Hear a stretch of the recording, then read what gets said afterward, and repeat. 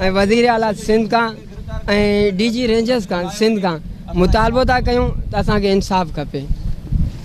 ॿियो असां त ग़रीब आहियूं, को असां जेको वेड़ जहिड़ा न आहियूं, असांखे इंसाफ़ खपे।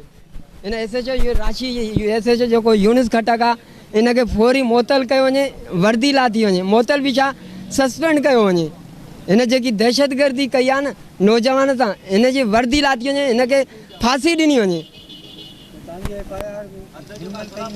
असां जेका हद जो SHO असांखे चई वियो तव्हां अचो, तव्हांजी असां FIR कंदासीं। जॾहिं FIR जे लाइ वियासीं हुन इनकार करे छॾियो।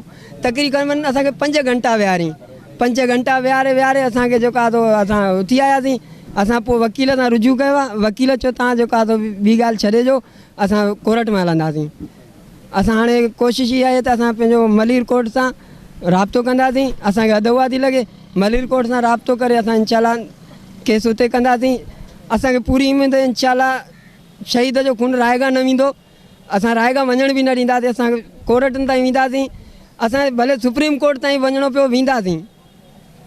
इन राशि SHO खे नाहे छॾिणो हाणे, जेको हिन नौजवान सां ज़ुल्म कयो आहे।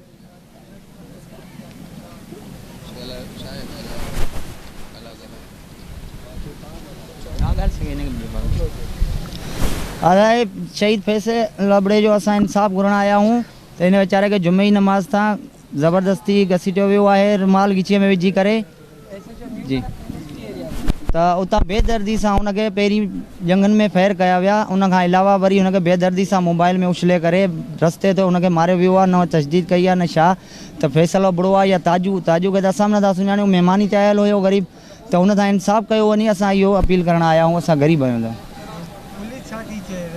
पुलिस चवे थी त ताजू आहे। बाद में जॾहिं असां NIC ॾेखारियो आहे, फिंगर वरिता आहिनि, उन खां बाद में उहो पुलिस उहो फिरी वई आहे। चए फैसल जेको आहे उहो ई ताजू आहे। भई तव्हां ताजू जी तलाश में आहियो त ताजू ॻोल्हियो न।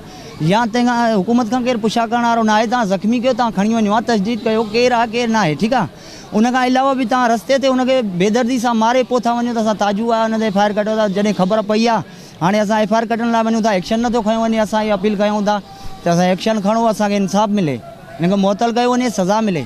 छो जो अॼु हिन सां थियो आहे, सुभाणे काई ॿिए ग़रीब सां ज़ुल्म थींदो।